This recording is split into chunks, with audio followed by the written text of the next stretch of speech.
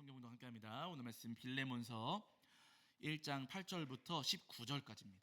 자, 빌레몬서 1장 8절부터 19절까지 말씀입니다. 제가 가진 성경에서는 신약성경 351페이지 정도에 있습니다. 신약성경 351페이지 정도에 빌레몬서 1장 8절부터 19절까지입니다.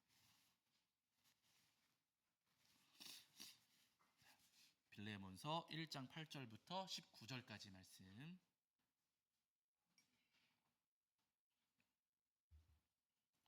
신약성경 351페이지 정도의 빌레몬서 1장 8절부터 19절입니다. 빌레몬서 1장 8절부터 19절. 자, 우리 찾으신 줄 알고 한 목소리로 합독하겠습니다. 함께합니다. 이러므로 내가 그리스도 안에서 아주 담대하게 내게 마땅한 일로 명할 수도 있으나 도리어 사랑으로서 간구하노라. 나이가 많은 나 바울은 지금 또 예수 그리스도를 위하여 갇힌 자 되어 갇힌 중에서 낳은 아들 오네시모를 위하여 내게 간구하노라. 그가 전에는 내게 무익하였으나 이제는 나와 내게 유익함으로 내게 그를 돌려 보내노니 그는 내 신복이라. 그를 내게 머물러 있게 하여 내 복음을 위하여 갇힌 중에서 내 대신 나를 섬기게 하고자 하나 다만 내 승낙이 없이는 내가 아무것도 하기를 원하지 아니하노니 이는 너의 선한 일이 억지같이 되지 아니하고 자의로 되게 하려 함이라.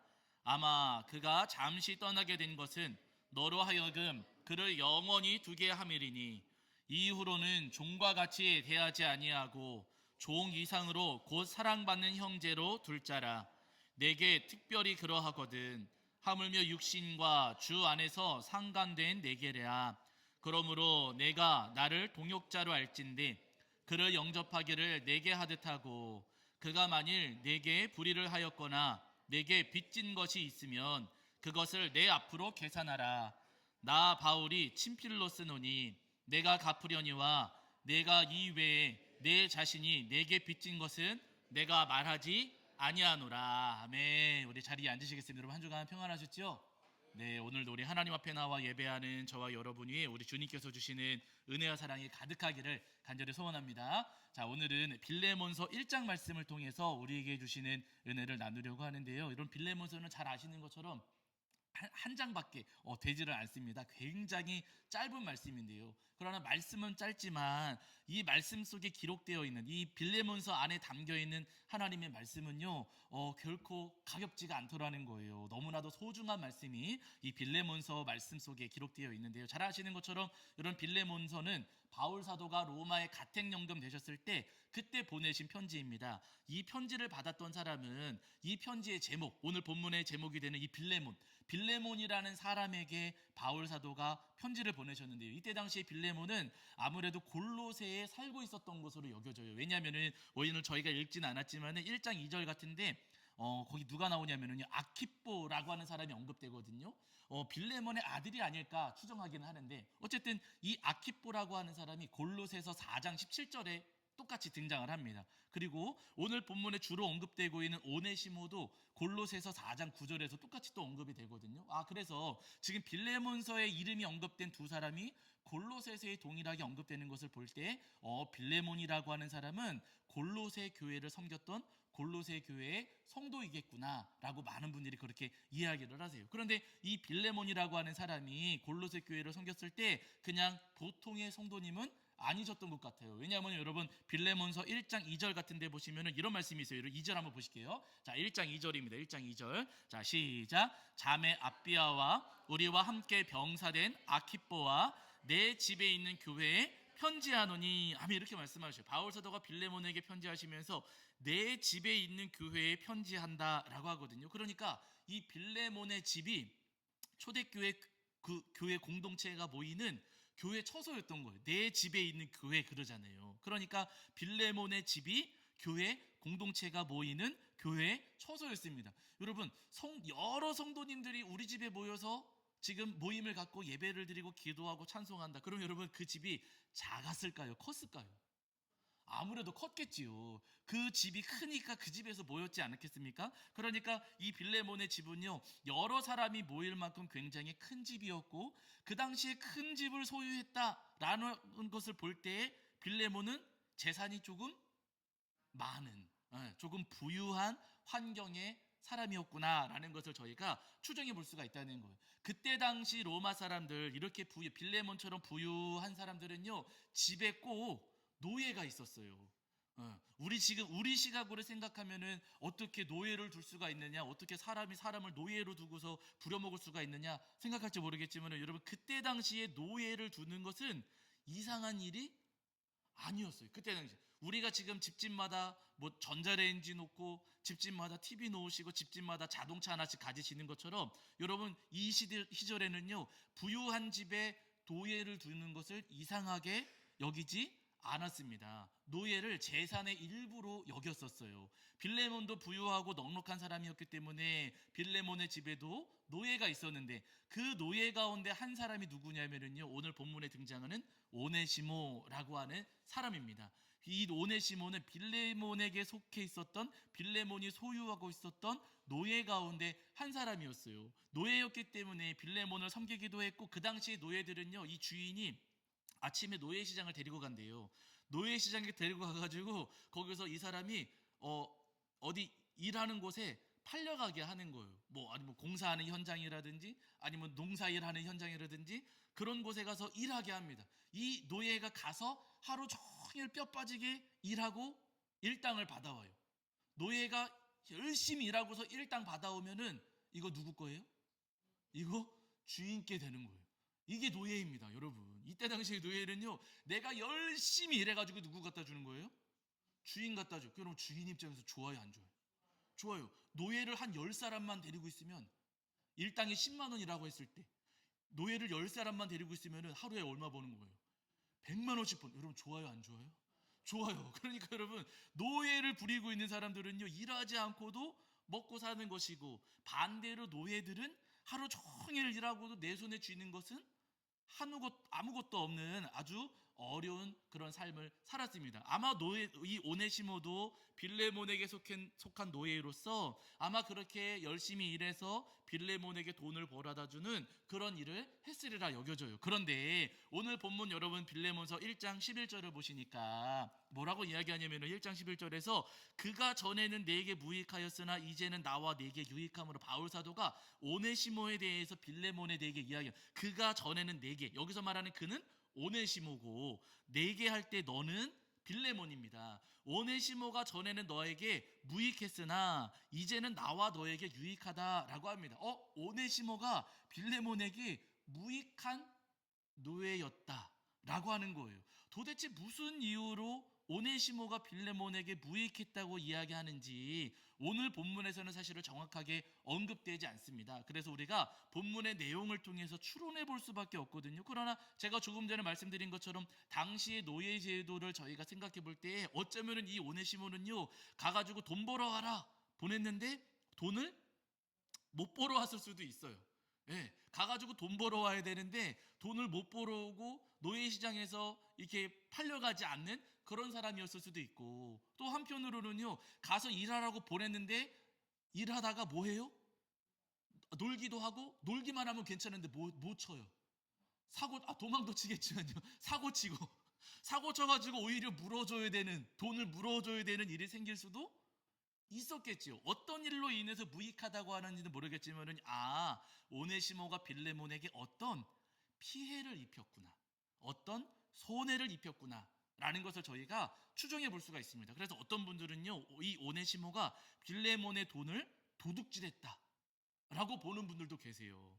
예, 어떤 사고를 쳤다, 분명한데 어떤 문제를 일으켰는지는 정확히 모르겠지만은요, 그러나 뭐 돈을 훔쳤을 수도 있고 가서 무슨 사고 쳤을 수도 있고 여러 가지 가능성은 분명히 있습니다. 그러나 한 가지 분명한 것은 뭐냐면은요, 이 오네시모가 빌레몬에게 피해를 입히고 손해를 끼치는 어떤 큰 잘못, 큰 문제를 일으켰다는 것 한 가지만큼은 분명한 것 같아요. 문제는, 여러분, 이렇게 큰 사고를 치고 큰 피해를 입히고 큰 손해를 입혔던 이 오네시모가 빌레몬의 집에서 나와 버렸습니다. 여기에 대해서도 사실은 이견이 있기는 해요. 어떤 분들은 빌레몬이 오네시모를 바울에게 보내가지고 옥바라지 시켰다라고 하는 분들도, 일부러 보내가지고 옥바라지 시켰다라고 보는 분들도 있거든요. 그런데 무익한 사람을 바울에게 보내서 옥바라지 시킬 가능성은 낮을 것 같아요. 그래서 대다수의 학자들은요, 오네시모가 큰 사고치고 이 빌레몬에게 아주 큰 손해를 입히고 나서는 자기가 두려우니까 이 오네시모가 도망쳤다. 네, 빌레몬의 집에서 이 노예가 도망쳤다라고 하는 분들이 굉장히 많습니다. 그러니까 이 오네시모는요, 무언가 빌레몬에게 큰 손해, 큰 피해를 입힌 다음에 도망쳐서 바울에게로 갔어요. 그때 가택연금 되셨던 바울에게 가가지고 바울의 집에 머무르면서 바울을 섬기고 하면서 바울에게서 예수님의 십자가 복음을 전해 들었고, 예수님의 십자가 복음을 전해 들은 이후에 놀랍게도 이 오네시모가 예수님을 믿게 되었습니다. 바울을 만난 이후에 오네시모가 예수님을 믿고 그 삶에 엄청난 변화가 일어난 거예요. 그러고 나서는 바울이 오네시모를 다시 빌레몬에게 지금 돌려보내고 있어요. 빌레몬에게서 도망쳐가지고 바울에게로 왔는데, 바울 사도는요, 예수님 믿게 된 이 오네시모를 다시 빌레몬의 집으로, 너의 본래 너의 주인에게로 지금 돌려보내는 겁니다. 근데 문제가 한 가지가 있어요. 그때 당시에 노예가 주인에게서 도망쳐요. 도망치면 될까요? 안 될까요? 안 돼요. 왜냐하면 제가 말씀드렸죠. 우리로서는 이해가 안 되지만은요, 이 노예는 주인에게 속해 있는 주인의 재산이에요. 이 재산이 어느 날 나가버렸어요. 그러면은 사람들이 생각할 때는 뭐냐면은요, 주인의 소유였고 주인의 재산이었는데 이 노예가 도망을 가버렸다. 아, 그럼 주인의 것을 도둑질한 것이나 마찬가지다. 자기 스스로 나갔더라도 주인의 소유였는데 나가버렸으니까 이것은 도둑질한 것이나 마찬가지고, 그리고 이 사람이 주인의 집에 있으면 일해가지고 돈을 벌어왔을 텐데 일 안 하고 도망쳤으니까 일을 못해가지고 돈을 못 벌어다 줬어요. 주인에게 아주 큰 피해, 아주 큰 손해를 입힌 사람으로 여겨졌습니다. 그래가지고 이때 당시에 도망친 노예가 붙잡혀서 오게 되면은요, 그냥 보통은 팔다리를 부러뜨려 버리고, 주인에게 큰 피해를 입혔고 주인에게서 도둑질했다라고 여겨가지고 도망친 노예가 붙잡히면은요, 팔다리를 부러뜨리거나 아니면은 몸에다가 불로 지져가지고 낙인을 새기는 거예요. 도망쳤던 사람이라고 하면서 아주 고통스럽게 낙인을 새기기도 했고, 아니면은 심지어는 생명을 빼앗는 경우도 있었습니다. 그렇게 해도 주인에게 죄가 되지 않았던 시절이, 내 소유니까 내 마음대로 한다라고 하면서, 여러분, 도망친 노예가 붙잡혀 오면은요, 그렇게 끔찍한 일을 저질렀다는 거예요.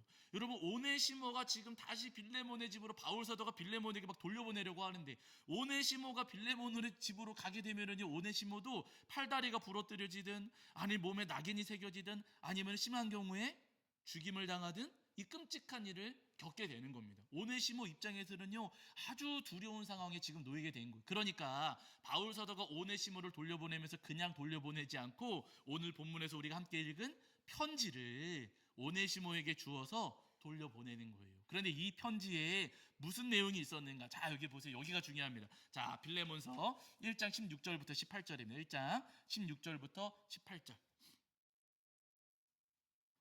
바울 사도가 오네시모를 돌려보내면서 빌레몬에게 부탁을 해요. 자, 1장 16절부터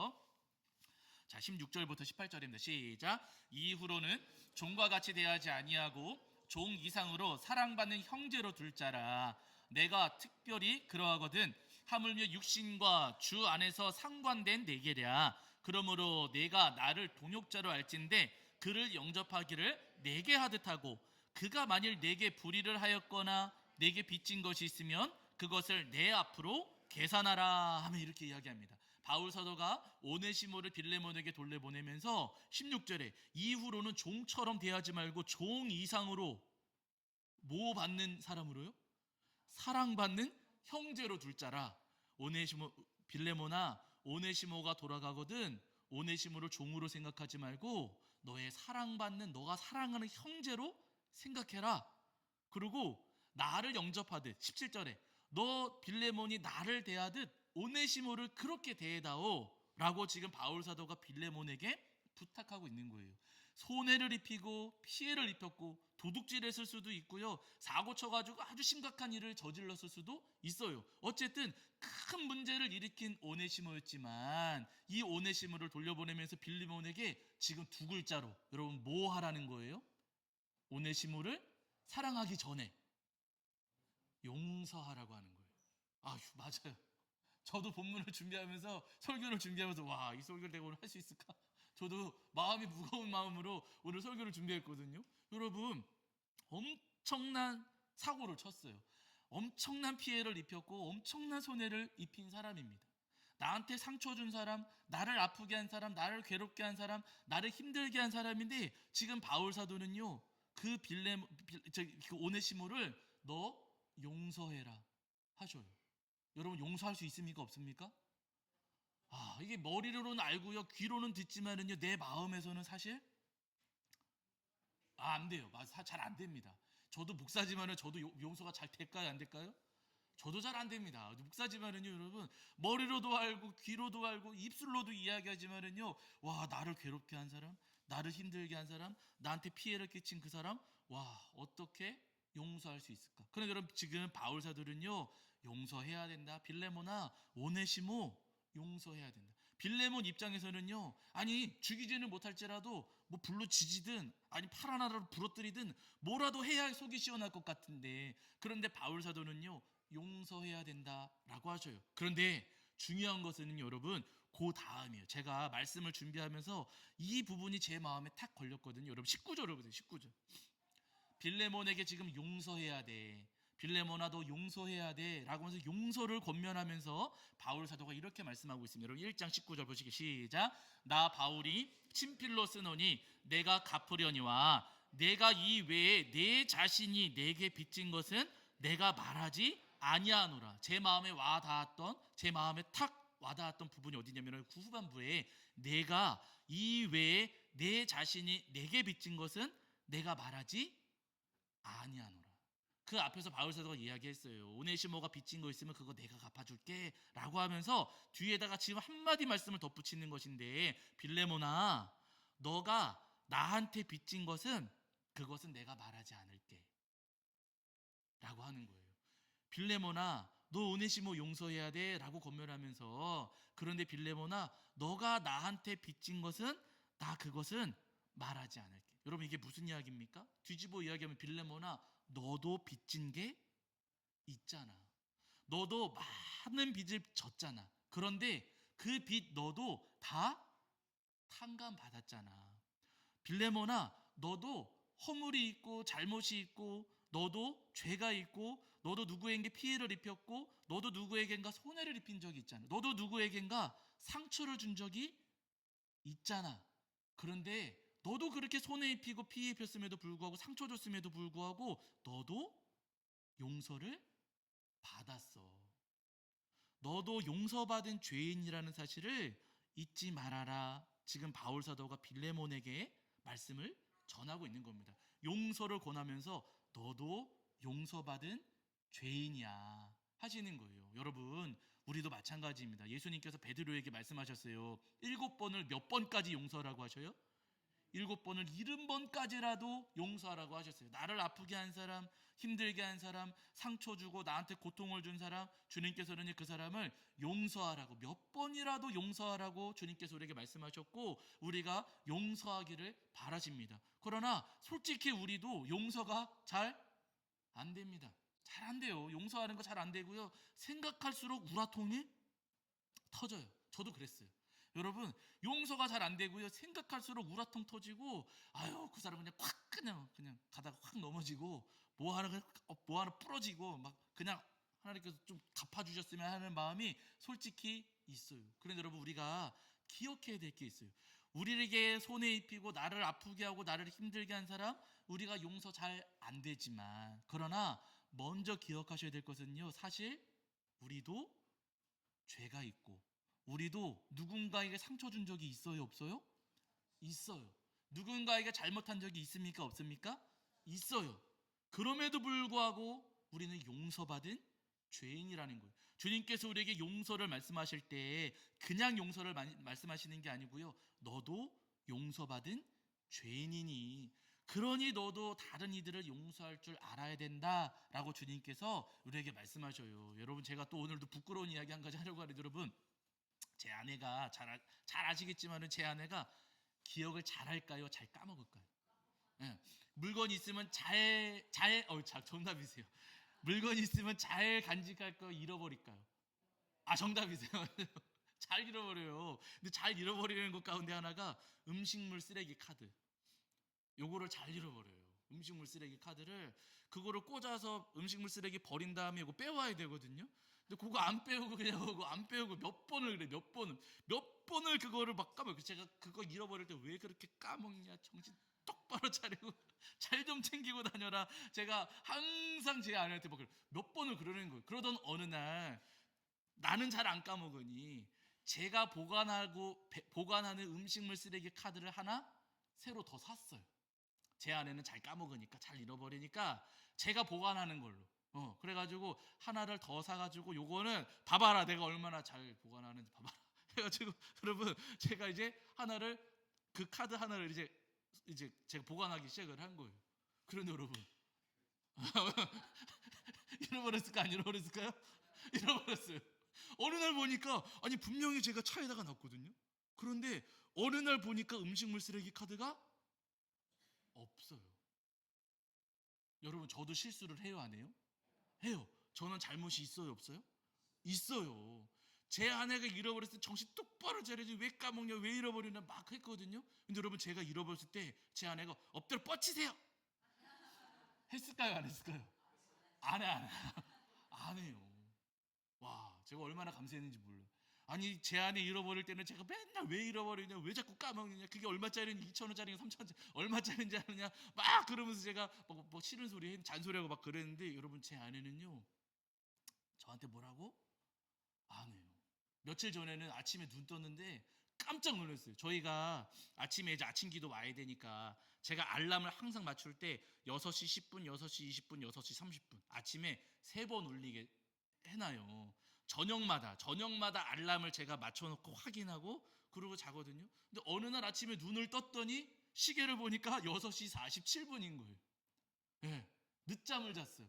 6시 20분쯤 10분쯤에 일어나야 되는데 6시 47분이 된, 그렇다고 지각은 안 했지만은요, 6시 47분이 된 거. 누가 잘못했어요?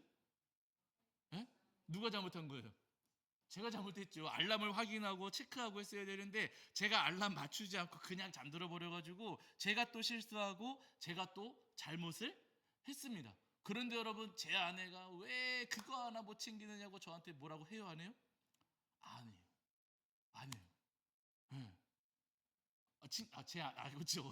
네, 제 아내가 저한테 뭐라고 하지를 않더라는 거예요. 이렇게 실수하고 잘못하고, 물론 여러분, 요거는 제가 지금 조그마한 것만 이야기한 거고요. 제가 크게 잘못한 거 있을까요, 없을까요? 많아요. 그런 이야기 제가 너무 부끄러워서 이야기를 못하는 거고, 여러분, 크게 잘못하고 크게 실수하는 것들 분명히 있거든요. 근데 여러분, 그럼에도 불구하고 그런 것들을 덮어주고 감싸주고 이해해주고 용서해주고, 여러분, 우리가 이렇게 허물이 많이 있지만은요, 여러분, 우리 모두가 내가 실수하고 잘못하고 누구에게 상처 입히고 누구에게 문제를 일으키고 했을 때, 여러분, 우리 모두는요 그 허물과 잘못을 용서받으면서 살고 있습니다. 나는 내가 상처받은 거, 내가 피해 입은 거, 내가 손해받은 거, 그런 것만 생각하면서 그렇게 억울하고 불편할 수 있겠지만, 그러나 여러분, 우리의 삶을 가만히 돌아보면은요, 우리는 이미 내가 죄가 있음에도 불구하고 용서받으면서 삶을 살아가고 있어요. 여러분, 우리가 주님 앞에 범죄한 것들, 우리가 주님 앞에 실수하고 주님 앞에 죄 지은 것들 얼마나 많이 있습니까? 그러나 여러분, 그 죄를 용서받았어요, 못 받았어요? 용서받았어요. 주님께서 우리에게 용서를 말씀하실 때는요, 그냥 막연히 막막하게 용서를 말씀하시는 것 아니라, 너희가 용서받은 죄인이니 너희도 용서할 줄 알아야 된다 하시는 거예요. 바라니 여러분, 우리가 용서받은 죄인이라는 사실을 늘 기억하시면서 나에게 아프게 하고 나를 힘들게 하고 나를 괴롭게 한 모든 이들 또한 주님의 마음으로 용서하실 수 있는 저와 여러분이 되기를 주의 이름으로 간절히 축원합니다. 여러분, 예수님의 비유 가운데 용서받은 종에 대한 비유가 있거든요. 어떤 종이 있었는데 이 종이 빚을 졌어요. 근데 그 빚이 얼마만큼이었냐면, 성경을 보시면은 10,000달란트, 1만 달란트의 빚을 졌다라고 말씀하고 있어요. 여러분 1만 달란트가 얼마냐면요 1달란트가 6천 데나리온이고 1데나리온은 노동자의 하루 일당입니다. 계산이 잘 안 되실 거예요. 제가 계산했어요. 그러니까 여러분 1달란트가 6천 데나리온이고 1데나리온은 하루 일당이니까 요것을 계산하면 얼마가 되냐면요 6조예요. 6조. 놀라지도 않으죠. 6조. 여러분 뭘 해야 6조 빚을 집니까? 에? 상상이 안 가요. 어쨌든 여러분 6조의 빚을 졌어요. 이 6조의 빚을 갚으려면은요 노동자가 이 6조의 빚을 갚으려면 무려 16만 년, 뭐 160년, 1600년도 아니고요 16만 년 동안 매일같이 일하고 단 한 푼도 쓰지 않아야 6조의 돈을 갚을 수가 있는 거예요. 어마어마한 돈을 빚진 겁니다. 뭐 땅 팔고 집 팔고 자기 뭐 종으로 팔려가고 해도 여러분 이 돈은 절대로 살아서는 갚을 수 없는 그런 돈이었어요. 이 종이 빚지고 나서는 그 빚 때문에 빚이 허덕이면서 힘들어하는 것을 보니까 이 주인의 마음이 좀 안쓰러웠던 거예요. 어마어마한 빚을 진 종이었는데 빚 때문에 괴로워하는 모습을 보니까 마음이 너무 안쓰러워가지고 6조의 빚을 전부 다 탕감해줬습니다. 와, 여러분 6조나 내는데 그 빚을 전부 다 탕감받았어요. 이 종이 진짜 어마어마한 은혜를 입은 겁니다. 6조의 빚을 전부 탕감받고서는 신나가지고 막 집으로 걸어가는, 얼마나 발걸음이 가볍겠어요. 그 가벼운 발걸음으로 신나는 걸음으로 막 집에 가는데 집에 가던 길에 자기 친구를 만났어요. 그런데 그 친구는 다른 친구가 아니라 자기한테 빚진 친구예요. 얼마 빚졌냐면요 100데나리온입니다. 100데나리온. 그러니까 1000만 원 정도. 1000만 원도 물론 작은 돈은 아니죠.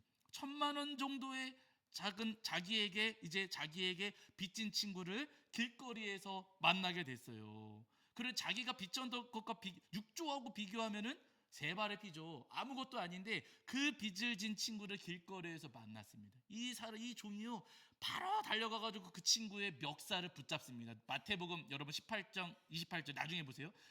이거 한번 찾아보실까요? 자 마태복음 보세요. 마태복음 18장 28절입니다. 마태복음 18장 28절.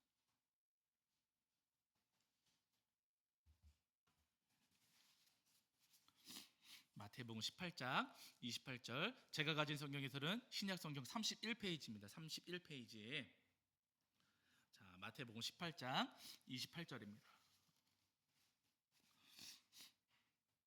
자, 18장 28절 찾으신 줄 알고 읽겠습니다. 함께합니다. 시작. 그 종이 나가서 자기에게 100데나리온 빚진 동료 한 사람을 만나 붙들어 목을 잡고 이르되 빚을 갚으라 하니.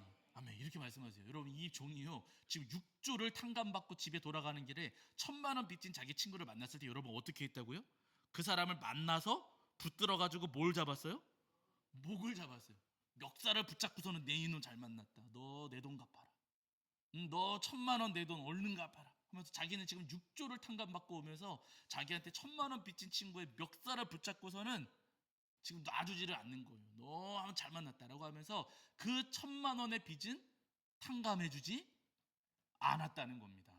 자기는 6조를 탕감받았으면서도 1000만 원 빚진 그 친구의 빚을 탕감해주지 않았어요. 그 친구의 빚을 용서해주지 않았어요. 결국 여러분 어떻게 됩니까? 이 사실이 주인의 귀에 들어갔고 이 이야기를 들은 주인이 아주 크게 화가 났습니다. 그래서 이 종을 다시 불러들여요. 내가 너의 빚을 전부 그 6조를 전부 탕감해 줬는데 그러면 너도 탕감해 주는 것이 옳지 않느냐? 너 6조나 탕감받았는데 그 1000만 원 정도는 탕감해 주는 게 맞지 않느냐? 라고 하면서 이 종이 빚을 모두 다 갚도록 감옥에 가둬버립니다. 와, 여러분 이 말씀을 예수님께서 하시면서 마지막에 이렇게 말씀하죠. 여기 보실게요. 자, 18장 35절입니다. 마태복음 18장 35절입니다. 18장 35절. 자, 우리 찾으신 줄 알고 함께 읽겠습니다. 함께 합니다. 시작. 너희가 각각 마음으로부터 형제를 용서하지 아니하면 나의 하늘 아버지께서도 너희에게 이와 같이 하시리라. 이런 무서운 말씀이에요. 여러분 용서를 받았다면 마땅히 다른 이들을 용서해야 된다.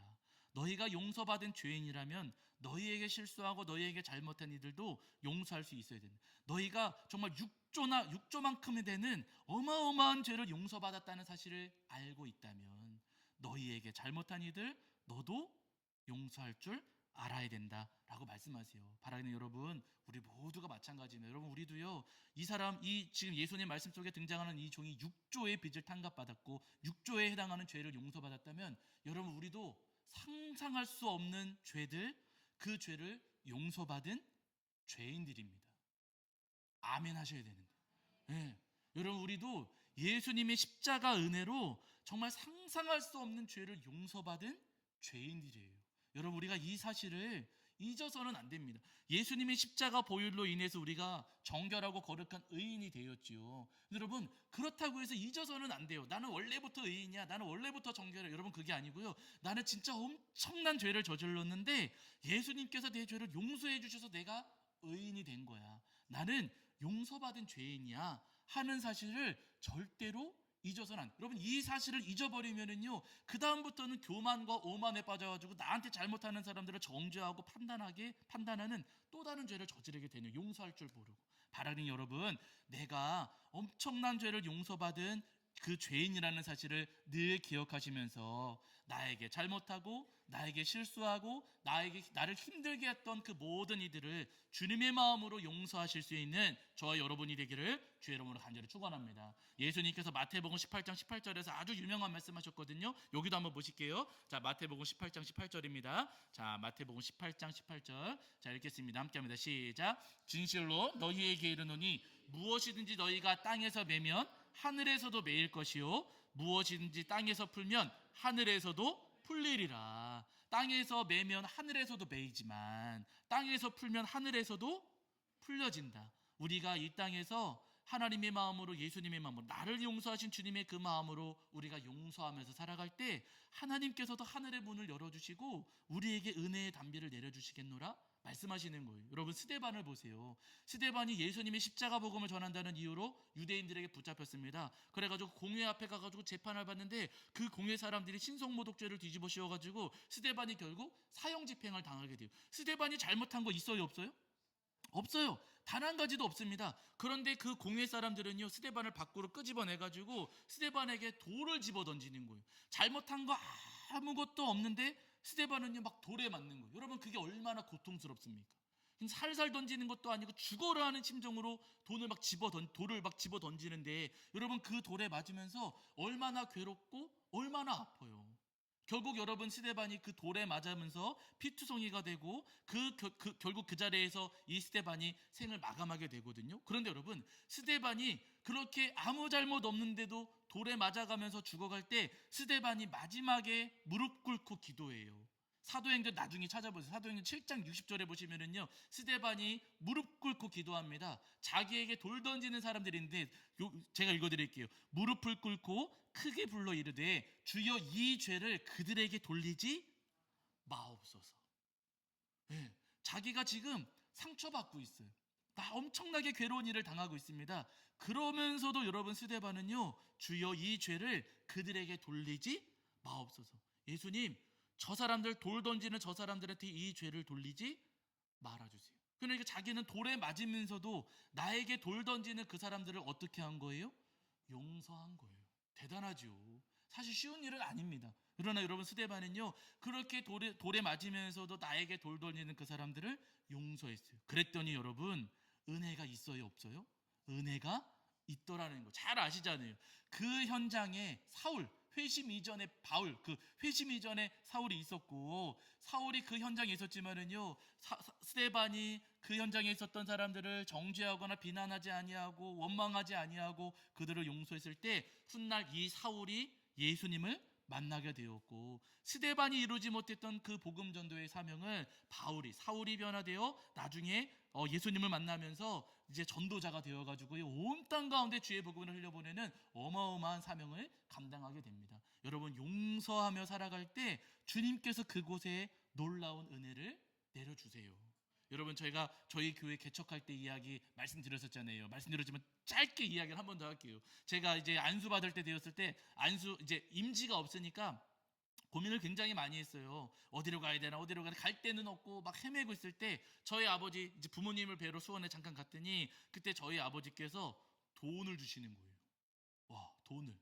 근데 그 돈에 대해서 저희 아버지가 말씀을 해주시는데, 저희 아버지께서 아주 오래전에 이제 그 고향 후배를 만나셨는데, 고향 후배가 돈이 필요하다고, 지금 아주 급전이 필요하니 형님 돈 좀 빌려주세요 해가지고 저희 아버지께서 그 후배에게 돈을 빌려주셨대요. 500만 원. 네, 500만 원의 돈을 후배한테 빌려주신 거예요. 후배한테 500만 원을 빌려주셨는데 후배가 갚아요, 안 갚아요? 갚아요, 안 갚아요? 안 갚아요. 갚지도 않고 연락도 안 하고. 응. 그러니까 여러분, 빌려준 입장에서는 이거 어때요? 예? 아니 500만 원 별거 안 되시나? 여러분, 그럼 500만 원 빌려주세요. 제가 입싹싹 여러분 500만 원 여러분, 아니 어떤 분들한테는 작은 돈일 수 있겠지만은요, 아니 500만 원 여러분 큰 돈입니다. 500만 원을 빌려가고서는요 뭐 연락도 안 되고 갚지도 않고 그렇게 시간만 쭉 흘러가더라는 거예요. 빌린 사람은 모르겠지만 여러분, 빌려준 사람 입장에서는요 이거 속이 타들어갑니다. 잊어져요, 안 잊어져요? 안 잊어지고 생각이 날 때마다 이놈의 자식 이놈의 자식 여러분 할 수도 있잖아요. 근데 저희 아버지께서 하시는 말씀이, 그렇게 빌려주고서 돈을 갚지 않았지만 아버지께서 단 한 번도 뭐라고 하신 적 없고 그냥 덮어두고 사셨다는 거예요. 네, 네, 그냥 안 갚으면 안 갚는 대로 그렇게 그냥 저희 아버지께서는요 그냥 잊고 살아오셨고, 어디서 이렇게 스쳐 지나가고 마주치더라도 너 왜 돈 안 갚느냐 이런 말씀 단 한 번도 안 하시고 그냥 없는 듯, 그 돈은 없는 듯 그냥 그렇게 살아오셨다 그랬어요. 근데 그러다가 어느 날 이 후배가 갑자기 연락을 했대요. 아버지께서 전화를 받아보시니, 형님 제가 예전에 돈 빌렸었는데 지금까지 못 갚고 있었습니다. 이제 제가 그거 갚으려고 합니다. 늦어서 죄송합니다 라고 하면서 후배가 연락을 주셨대요. 저희 아버지께서 그 돈 500만 원을 돌려받으시면서, 와 500만 원 꽁돈 생겼네, 이거 어디다 쓸까 고민하고 계셨는데, 어머나 막내 아들이 임지가 없어가지고 고민하고 있어? 야 이거 개척하는 데 쓰자 하셔가지고 여러분, 저희 아버지께서 그 돈을 저한테 주셨어요. 야 이걸로 월세 얻어, 보증금 써. 그래가지고 여러분 그 지하 보증금 500만 원을 그 돈으로 낸 거예요. 네. 그리고 여러분 저희 교회는요 빚진 일을 저희 아버지께서 나무라지 않으시고 그냥 잊고 용서하고 지내셨을 때 그 용서의 열매로 세워진 교회가 저희 교회입니다.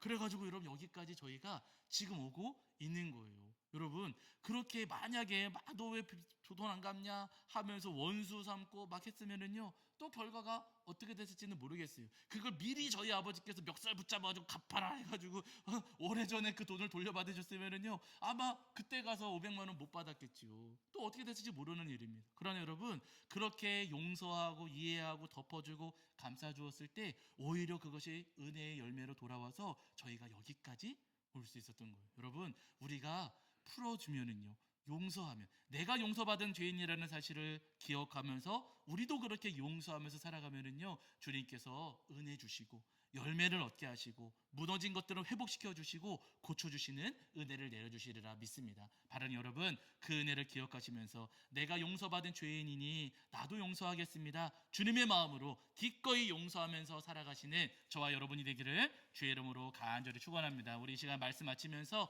우리 잠깐 찬양하시고 함께 기도하실 텐데요, 우리 보소서 주님 함께 고백하겠습니다.